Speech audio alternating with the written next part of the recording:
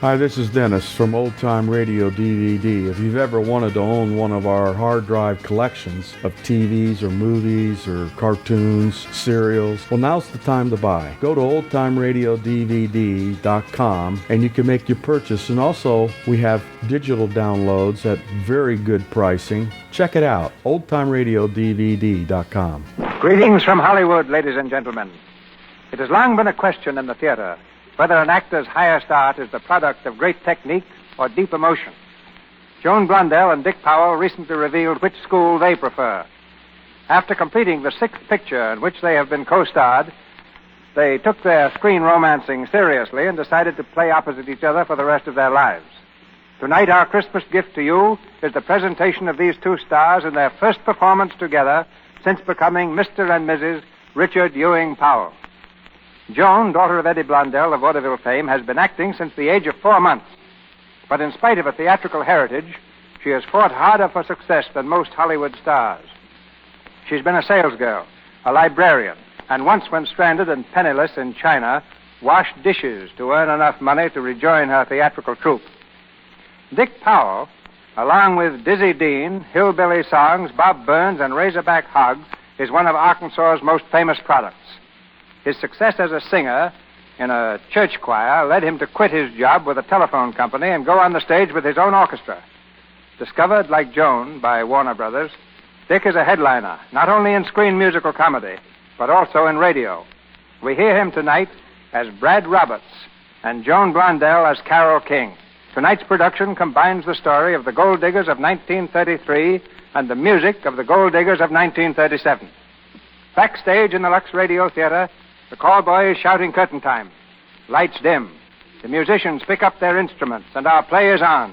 The radio version of Warner Brothers' picture Gold Diggers, starring Joan Blundell and Dick Powell.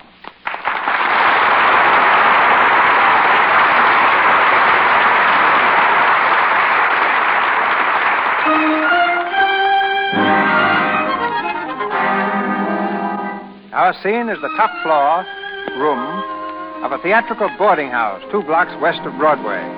It's 10 o'clock in the morning, and the 3 charming occupants of the room, Polly, Trixie, and Carol, have just turned over for a short catnap.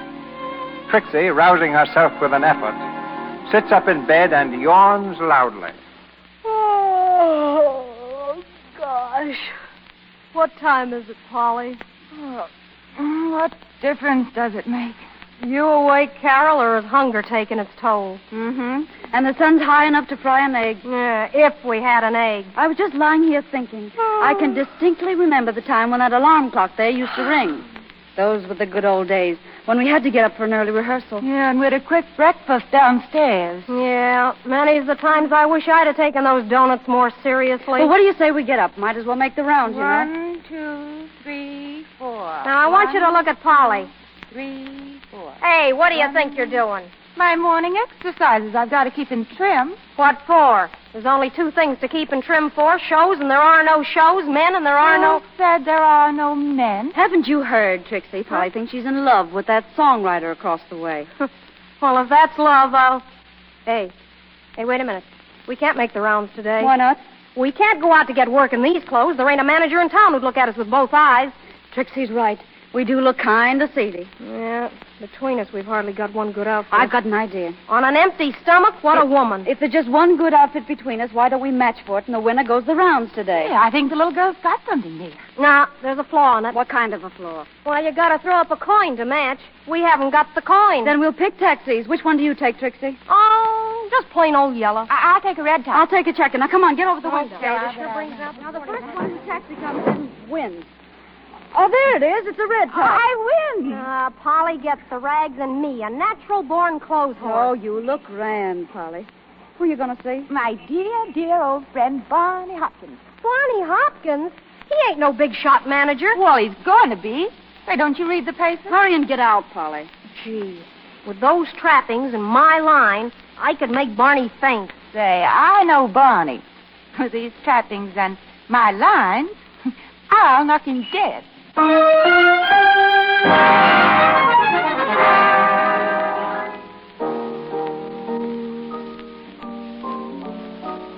Well, while Polly's out doing miracles with Barney Hopkins and that songwriter across the way drives me nuts with his piano, the best comedian on Broadway will proceed to make beds.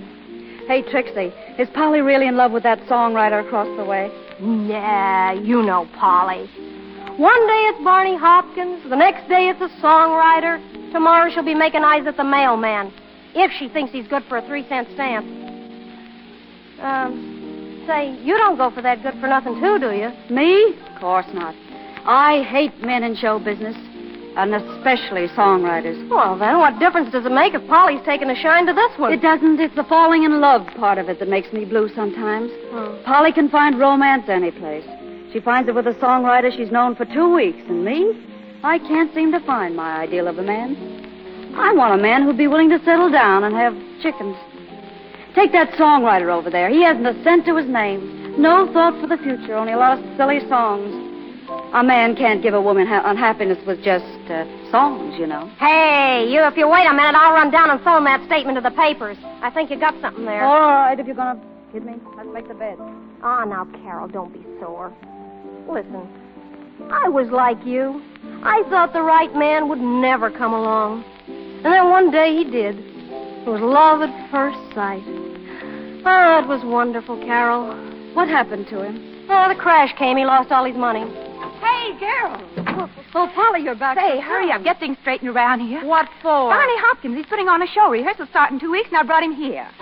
Come right in, Barney. Carol and Trixie are home after all. Hello, girl. Hello, Mr. Hopkins. Howdy, Barney. Come on in. Throw yourself in a chair. It's good to see you, Mr. Hopkins. How's business? Oh, darling, Barney's going to do a show.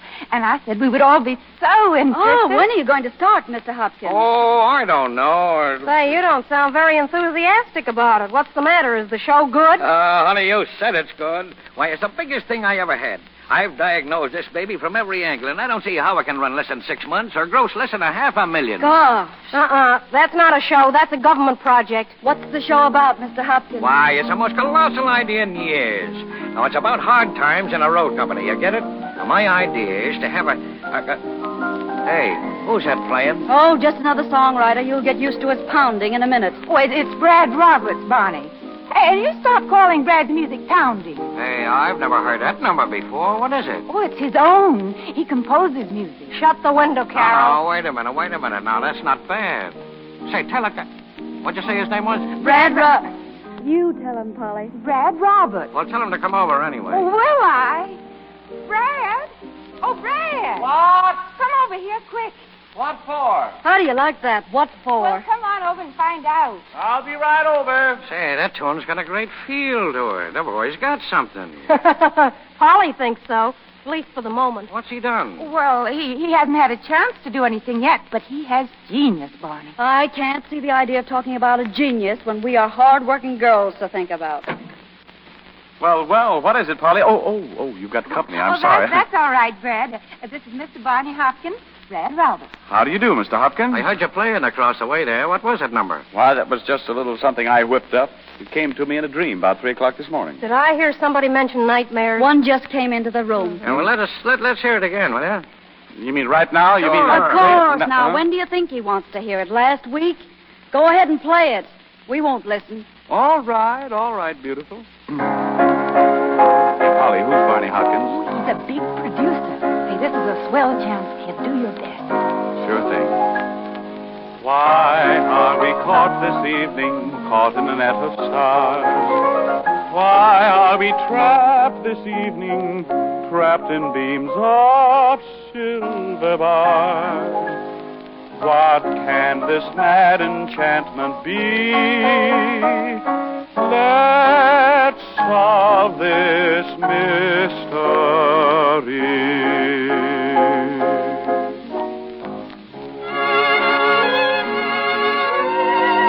Let's put our heads together.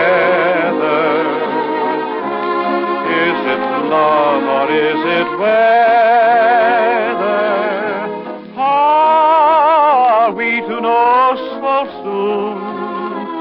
With so much April and with so much moon. Wise old moon, laughing at romancers. He perhaps knows all the answers. Let's put our heads together, for with our heads together, we'll know the answer too. Say, that's terrific. Why, this boy's got what I want. Say, I can use you, Roberts. I need some good numbers like that. And I can use a singer, too. You mean you could use my songs, me, sing, in a show? That's what I mean. And when do I have to get the songs ready? When does the show start? The rehearsals? Well... That's the first intelligent crack you've made, Beethoven. Oh. How about the starting date, Barney? Yeah, not to mention that very distasteful detail of money. Well, that's one little detail that I ain't ironed out yet. But when that's attended to, rehearsals will begin immediately. Do you mean to say that you've been stringing us along all this time, that you have no money to put your show into rehearsal? Now then, Nickel. Oh, but I'll You'll get it, yes. You've been getting it for the past 5 years, Barney. You're like all the rest of the men in show business. You haven't announced a backbone. I thought I hated all men in show business. Now I'm positive of it. Hey, wait a minute, you two, before this gets into a free-for-all. Mr. Hopkins. Yeah? How much money do you need to put this show of yours into rehearsal? Oh, maybe 50,000. Oh, now, Brad, you know there isn't that much money in the world. Well, we'll make it 25. Barney? Well, if I chiseled, I could do it for 15 grand. Well, if it's all right with you, I'll advance you 15,000. But money right now? $15,000? Certainly. Only there's one stipulation. Oh, I know it. It's too good to be true. Well, what is it? Mr. Hopkins, I'll advance you the 15,000 on condition that Polly Parker is featured in the show. Polly Come Parker. on. Here I've been making faces at the guy for the past 3 weeks. I'll put her name up in lights. Anything you say. Just give me that check. All right. Got a pen? He can write a check for 15 G's, but he don't own a pen. Either I'm nuts or... Well, maybe I am. Here's the pen. Thanks. Barney. Barney Hopkins. Hopkins with a capital H. Capital H, yeah. Hopkins. 15,000. Ye gods, how many O's are there in 1,000? 15. There you are, Mr. Hopkins. Mr. Roberts, you'll never know what this means to me. Why, I'll spread your old name all over Broadway from coast to coast. No, now, never mind that. I want to be kept out of this as much as possible. I'd rather no one knew who put up the advance. Any way you want. Well, what about cashing it? I can't believe this yet. Oh, but it's true, Trixie, didn't Well, come on with me. I'll go over to the bank right now. We'll see if it's good or not. Oh, so Yeah, come on, yeah, let's go. hurry Are you coming, Carol? No, I'll stay here and finish making the beds. Come on, Santa Claus. We may need you for identification. No, Trixie. I think I'll go back to my room. I'm going to finish that tune I had a dream about last night. Oh, but let's hope you didn't dream this check for $15,000. That was funny, wasn't it, huh? What's funny about it? Oh, I mean the way they took that check I gave them. Do you know what you've done? Well, I think I do. Well, you don't know the half of it. You've made those 2 poor kids think they got a job. And all they've got is a phony check written by a phony songwriter. Hey, are you kidding me? Not half as much as you tried to kid the girls. And even Barney, hard as he is, fell for it. Oh, I see. But you being the brains of the I outfit... saw through you the minute I heard you pounding that piano, and I'd get out of here. Get out of here before I lose my temper. I'll get out of here before I lose my temper. And listen here, beautiful. If it weren't for Polly being your friend, I'd have made another condition in this show. To keep you out of it. You won't have a show to keep me out of. Oh, won't I? And if you do, I won't be in it. You're telling me. Oh, I hate men in show business. Especially songwriters.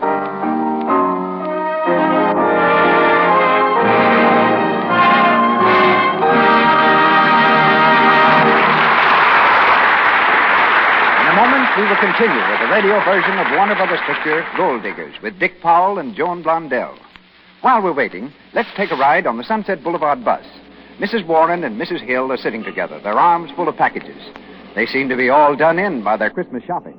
As the bus comes to a stop, you can overhear what they are saying. I simply dread going home. I left early this morning and just stacked the dishes in the sink. What a welcome home that is. Oh, come cheer up. I'll pop over and help you do them up. You know, housework's not so bad at all, only dishwashing's ruining my hands. Maybe Santa could do something about that. Oh, easily. Why, last year he brought me a dozen dish towels.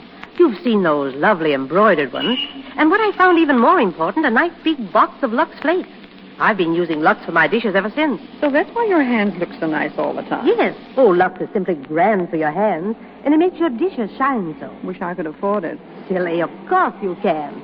A little bit of Lux goes so far, it's a real economy. Why, a big box does all my dishes for, more than a month. It's true. Rich, creamy Lux suds in the dishpan make a beauty treatment for your hands that cost less than 1 cent a day. These Gentle Flakes will help you start the new year with smooth, soft hands. For Gentle Lux Flakes have none of the harmful alkali kitchen soaps often have. Won't leave hands red and rough. Start your dishpan beauty treatment now. Use Lux for all your dishes. And now, Mr. DeMille. We continue with the radio version of Warner Brothers' picture, Gold Diggers, starring Dick Powell as Brad Roberts and Joan Blondell as Carole King.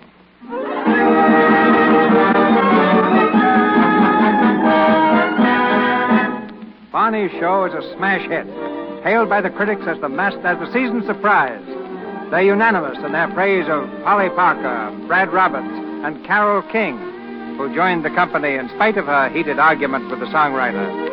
Brad, as it turned out, really had the money to back the show. But there's trouble ahead, as his wealthy brother, J. Lawrence Bradford, knocks on Carol's dressing room door.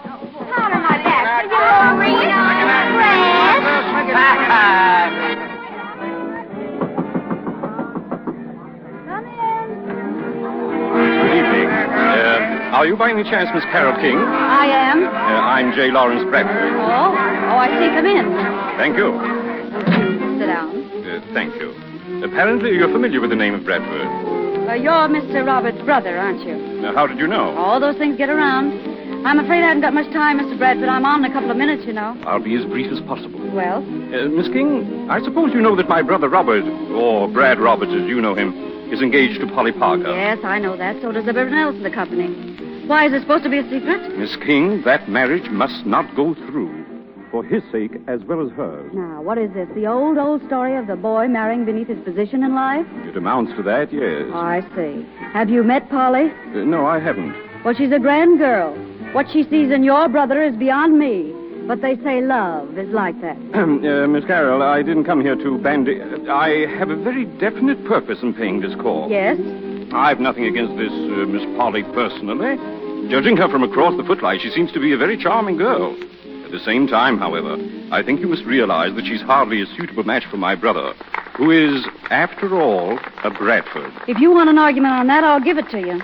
Let's eliminate all arguments if possible. My mind is set. All right, then. What has your set mind got to do with me? Just this. I watched you on the stage tonight. You're very pretty. Thank you. My brother is a very young man. Naturally, he's still, shall we say, quite susceptible. His attitude toward this girl Polly proves that, I think. Go on. The Bradford estate is very anxious to avoid this marriage. So anxious, in fact, that it would be worth quite a sum of money if he should, find attentions attracted elsewhere. To some other girl, huh? Precisely. Are you by any chance trying to bribe me into double-crossing Polly? Is that what you're driving at? That, of course, is putting it very bluntly. Well, let me tell you this, Mr. Bradford, and very, very bluntly. I don't give 2 hoots on Broadway for that brother of yours. And if you think I'm going to double-cross Polly for him, or for you either, you better get your thinker examined. But you'll be doing it for Polly's sake as well. She can never be happy married to him. That's for her to find out, not for you to decide. If Polly wants to marry him, that's her business. Not mine and not yours. You mean you won't do it? What do you think? You are making a big mistake, Miss King. I don't know what it is about you, Bradfords. I had to tell your brother where to get off at once. Now it's your turn. Get out of here before I lose the temper. Very well. Thank you. You're not welcome. Curtain going up, Miss King. All right, let it go up. Straight to you, Bonnie. Oh, yeah? What do you want? Where's Polly, do you know? Oh, she's up on the stage with Brad. Say, listen, Carol, about that Give number. me a rain check on it, Barney. I got to see Polly right away. I got headlines for her. Well, see me later, will you? All right, everybody, on stage. Come on. We got a show going on upstairs.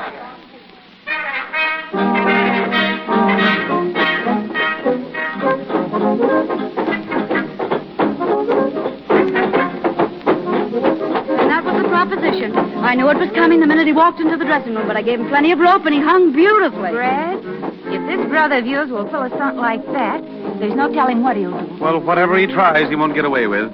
I'm tired of him running my life. I intend to do what I please. Oh, but wait, Brad. You know what you can do with money. He might close the show, get an injunction against him. Anything. What we need is time. Time for you to get your $15,000 back, and the only way we can stall your brother is to make him believe Carol is really trying to get you away from him. Hey, wait a minute. I already refused that proposition once tonight. And I wouldn't accept it, so where are we? Oh, now, wait a minute. You two forget your hates for a minute. This is a show. If your brother thinks Carol has agreed to his proposition, he'll let us alone for a while, give it a chance to work. In the meantime, I've got to pretend I'm crazy about Brad, is that it? That's the idea. Thanks. I wouldn't try to take him away from you even if I wanted to, and I don't. Well, you don't hear me straining to do it, do you? Brad, be quiet. Now, look. Tonight, you and Carol have supper together after the show. I don't eat at night. Neither do I. And besides, I told J. Lawrence Bradford to go jump in the lake. Well, you can send him a note and tell him you've changed your mind. Oh, Carol, you've got to do Hey, it. Carol, you're on in the finale. Okay, be there in a minute. Carol, won't you do it for me? Oh, well, I'll think it over, but it's going to be an awful pain in the neck. It'll be 2 pains in the neck. Carol, Polly. I'm trying. Hey, wait, what about my idea? Hey, come on, girls, line up. Go on, Carol, get out there. Take it easy, Barney. Carol, please, will you do it? All right, I will do it. There's your cue, girls, and don't forget to smile.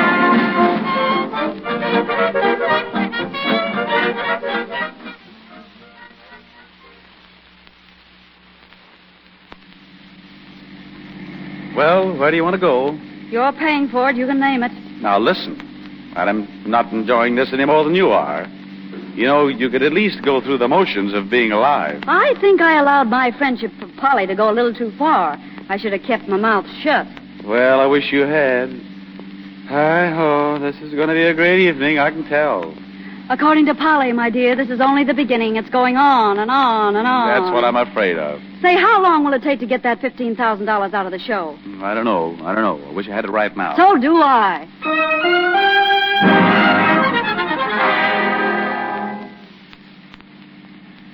Well, where do we go this time? We've hit most of the clubs.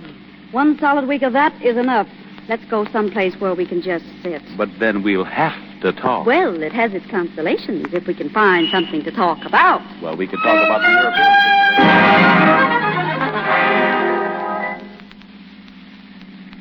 situation. Nightclubs, midnight movies, rides in the park. What's on tomorrow? Tomorrow's Sunday. Or don't we ever get a day off? Well, that's up to you. Well, we might as well do the job right, don't you think so? Yes, uh-huh. You know, I was thinking, how about a picnic? Swell. I haven't seen ants in the sugar since I was a kid.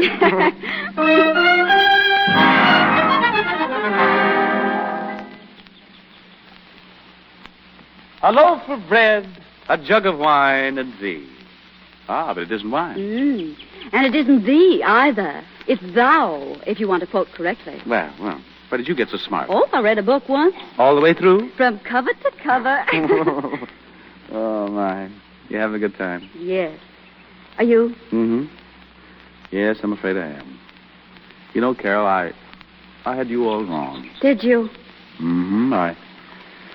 I think I thought you were just a... Gold digger. Well, maybe, but not the kind that steals pennies. I thought you were out for a big game. Oh, anyone can make a mistake, Brad. I guess I made one, too. About me? Uh-huh. I thought you were... No. Not a gold digger. No, but really, you've been swell about all this, Carol. And if Polly had to pick someone for this job, I'm darn glad it was you. Are you? Mm-hmm. Yes, but I'm only... Well, wait a minute. What's the matter, Carol? I haven't said anything wrong, have I? No, of course not. Carol, Let's go home, shall we, Brad? It's getting late.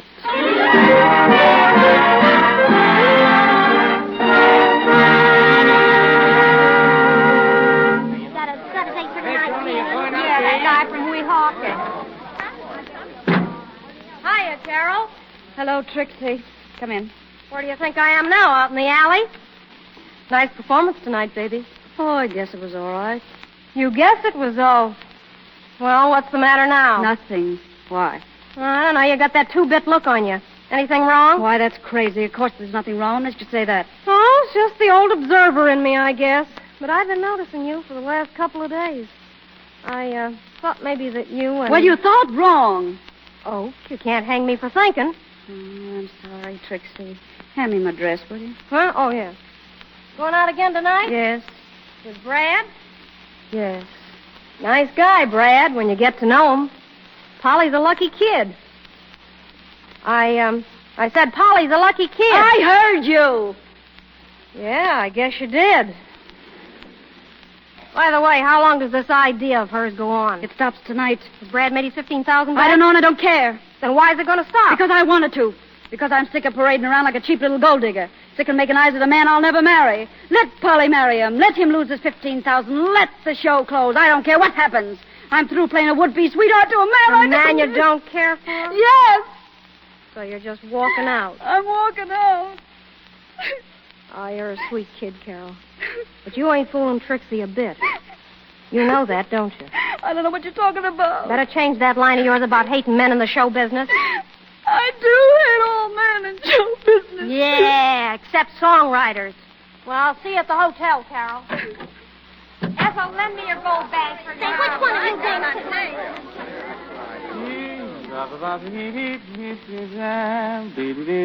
Say, hand the tie, will you, Barney? Yeah, sure. No. The light one. Yeah, that's it. Hey, pretty gay tonight, aren't you? Every night, Barney, every night. Old Pollyanna Brad, they call me in the better circle. Yeah? Stepping out again? Mm-hmm. Speaking of the weather. With Carol? Certainly. That's the idea, isn't it?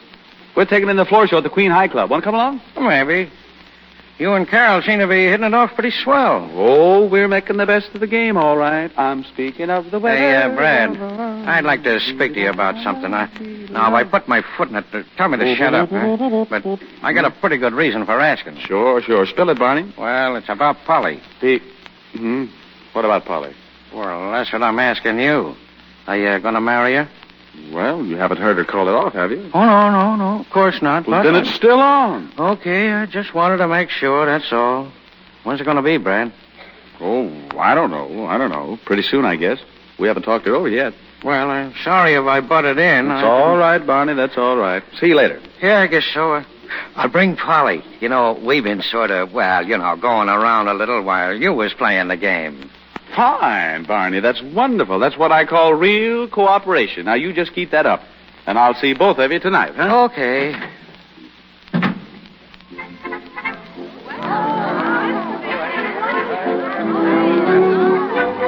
Table's right over this way, sir. Thank you very much. Want to dance, Carol? I'd rather not, Brad, if you don't mind. It's all right with me. Are you tired? A little. Want to go home? No, Brad, I'd... No. What's wrong? How's the show doing? Well, you ought to know, Carol. I mean financially. Oh, all right, I guess. Barney hasn't said very much about the money angle. I don't suppose it'll be much longer. You mean you think it's time that we stopped playing the game and called it quits? What do you think? Have you seen Polly lately? Just around the theater. Barney's been sort of looking out for her. Oh, Carol, there's something I've been wanting to say to you. Hello there, Brad. How are you? Hello, Dugan. Hello. How's business, huh? Terrible. Say, how about a little number for the crowd? Oh, I'd like to, Dugan, but I just got through with the show and I'm all tired. Come on. You know you can't come in here without doing a song. Come on, help a fella out. Business is getting terrible. Well, all right, Dugan. Hey, say, have the boys got the show numbers, huh? Well, come on over and we'll see. You will excuse them, Miss King? Certainly. I'll be back in a minute, Carol. Hello, Carol. Oh, hello, Barney. And Polly. Brad said you'd be here, so we thought we'd drop in. I'm glad you did. Sit down. Where's Brad, Carol? Speaking to the orchestra leader. He's going to do a number for Dugan. I want to talk to him. I got a little surprise. What is it? Well, I went over the books again tonight, and Brad can have that $15,000 of his any time he wants it. How's that, my fine feathered friend? Why, that's wonderful, Barney. Why, that makes everything all right then, doesn't it? What do you mean, Carol? For you and Brad, I mean. You won't need me any longer, will Carol. you? Little Carol can step out now. She's free again. Free. And, baby, you can bet your life she's going to go high, wide, and handsome. Oh, Carol, wait a minute. I'm in a hurry. Give my Brad my congratulations, will you? And tell him I'd like to say, Where but you going? I don't know. Well, for the love of... Ladies and gentlemen, I got a great treat for you. One of my best friends is here tonight as my guest. Hey, and don't forget to knock off that cover charge, will you, Dugan? Okay, pal.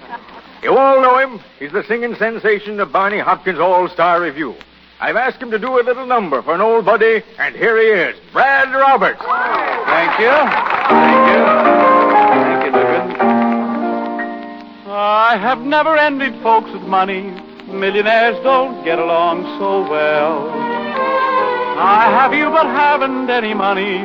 Still the combination would be swell. Oh, baby, what I couldn't do with plenty of money and you. In spite of the worry that money brings, just a little bit of lucre buys a lot of things, and I could take you to places you'd like to go. But outside of that, I've no use for dough. It's the root of all evil, of strife and upheaval. But I'm certain, honey, that life could be sunny with plenty of money and you. Help me out, girl. Oh, baby, what we couldn't do with plenty of money and you.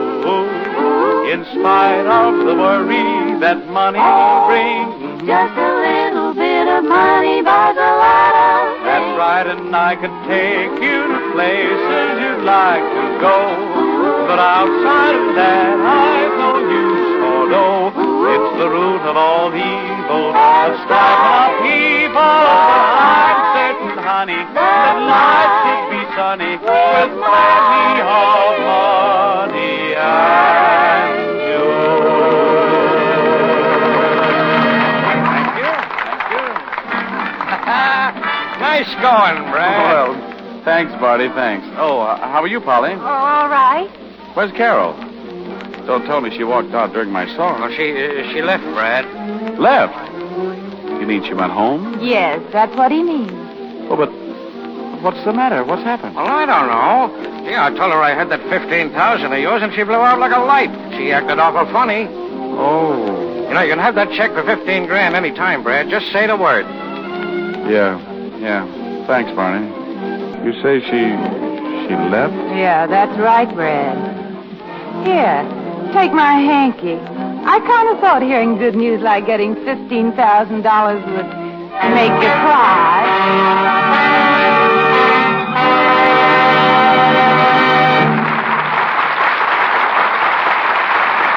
We pause for station identification. This is the Columbia Broadcasting System.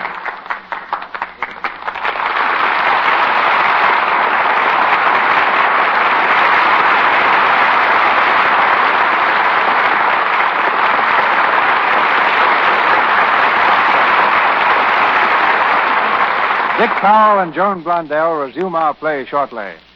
We've been listening to a story concerning one type of gold digger, the wide-eyed blonde variety.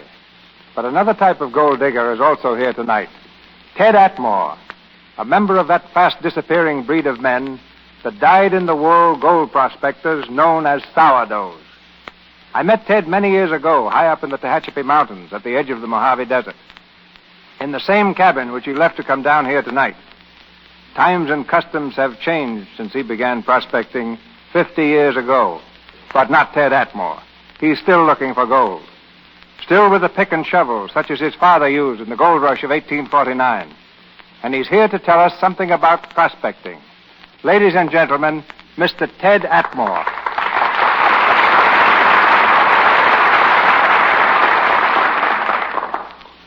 Thank you, Mr. DeMille.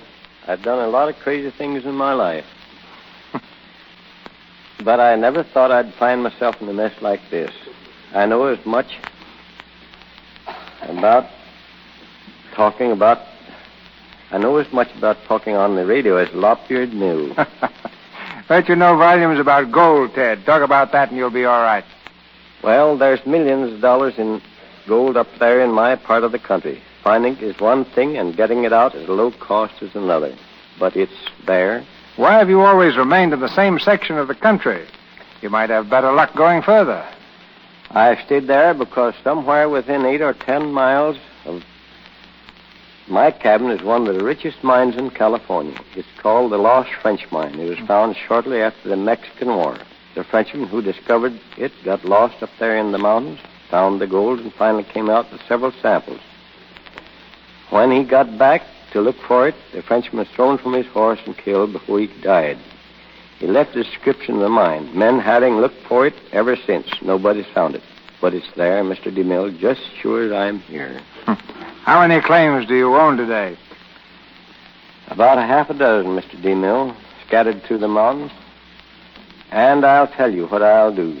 Next claim I find, I'll name it Lux, on account of being here tonight. And I hope there'll be as many flakes of gold in it as there are flakes of soap in a box of Lux. And don't think I don't know about Lux. After 50 years of washing my own clothes, I can tell plenty of women a thing or two. No doubt you can. Ted, you've spent your life looking for gold. Doesn't it ever get discouraging? Discouraging? What have I got to be discouraged about? I'll keep on looking till I find it. And if I never do, then I'll know it just wasn't meant for me to be rich. I have learned to take things in my stride. Good luck and bad luck. I've got my cabin there in the mountains. I've got plenty of cured deer meat. And I've got my health. I only hope everybody is well off as I am this Christmas. I was glad to come down here, and I'll be glad to get back. Good night, Mr. Good night, Sourdough. Good night. And now, back to the radio version of Warner Brothers' picture Gold Diggers, starring Dick Powell and Joan Blondell.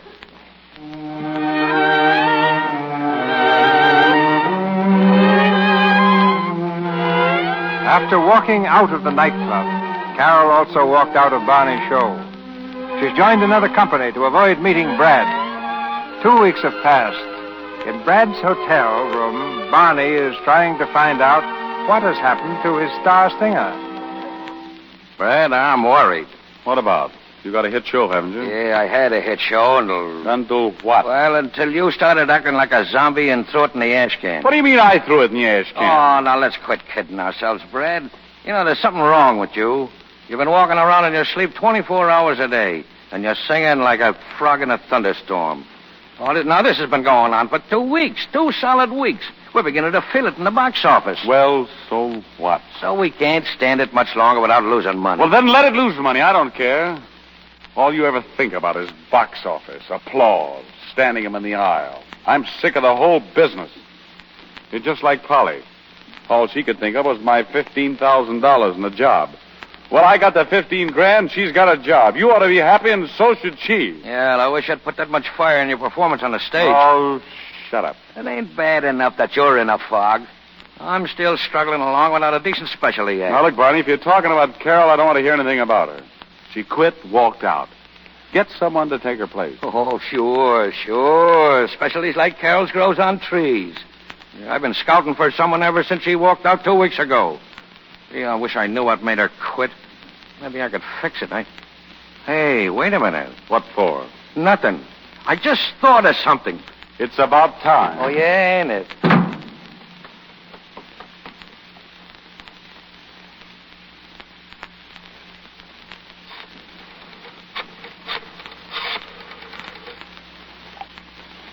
Hello?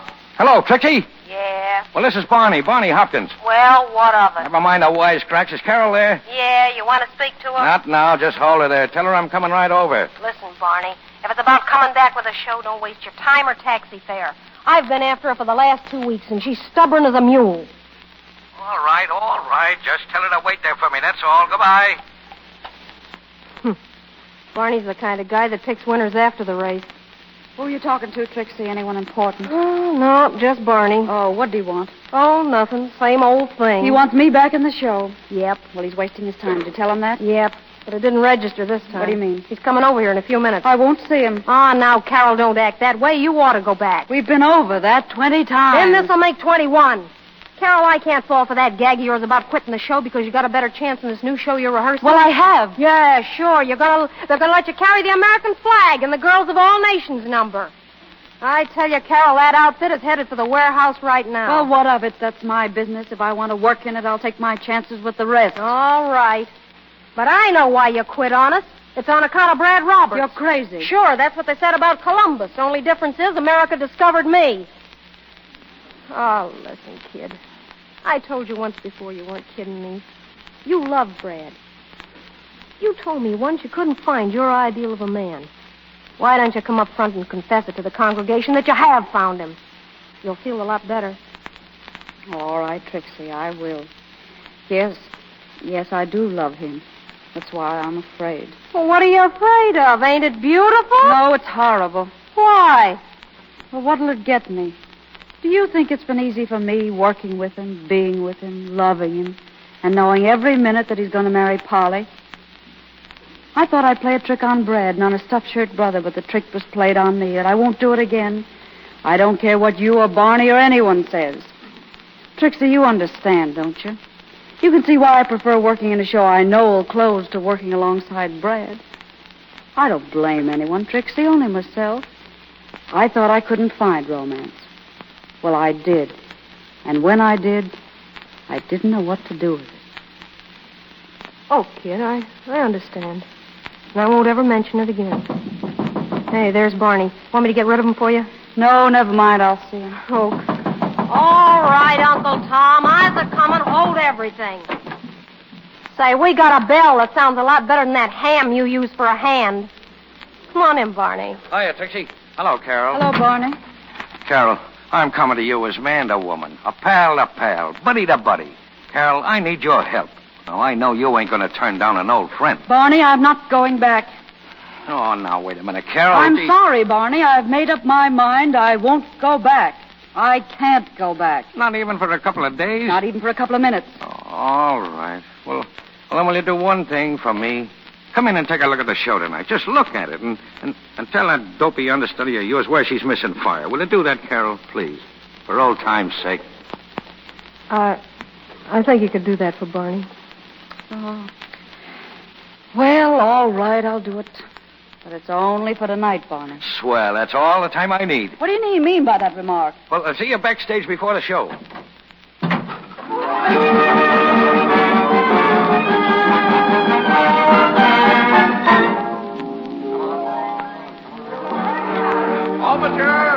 Overture! Come on, Polly. Say, are you sure everything's all right, Barney? Oh, of course, I'm sure. Hurry up. Oh, but Barney, if you've made a mistake... Listen, Barney, Hopkins never makes a mistake, Polly. You ought to know that. Oh, I hope you're right. Here we are now. Here we are. Come on, get set now. Get set. Come in. Hiya, Brad, my friend. Oh, hello, Barney. Hello, Polly. Hello, Brad. Anything on your mind, Barney? Well, yes and no, Brad. I think Polly wants to tell you something. Oh, no, I don't want to tell him anything. Well, you do, Barney. You're the one that wants to talk. No, Polly, now we had it all settled. You do the talking. Hey, what is this? What's the matter with you two? Well, nothing's the matter. You see, coming right down to the point of things, Brad, it's about getting married. Now, listen, Barney, I told you... Oh, can a star have any privacy? Who is it? It's Miss Liberty looking for a dime to set on. Oh, hello, Trixie. What do you want? Well, if that's your idea of hospitality, I'll leave. Only I got Carol here. Carol? I thought so. Hey, Carol. Carol? Oh, there you are. Hello, Carol. Hello. Gee, it's swell seeing you again. I had a tough enough time getting her here. Come on in and shut the door. Oh, boy, it's swell seeing you again. You said that before. Hmm? I came here to help Barney. Oh. I see. I thought maybe that you... Oh, no, I didn't do anything. No, you know how it is, Brad. The show, the show's the thing. I've always said that. But I'm glad Carol's here for another reason. What's the other reason? Barney, you told me that... No, don't get excited. You're here just in time to offer Polly your congratulations. Congratulations. What for? Well, she's going to be married, that's what Barney, for. please. Hold on there, Barney. This time you're butting in too much. Oh, now take it easy. Well, congratulations, Polly. Oh, thanks, Carol. And you too, Brad. Well, thanks. Barney, I told you. Oh, wait a minute. Keep your shirt on. You haven't got any congratulations coming. I'm the one that gets them. Polly's going to marry me, Barney Hopkins.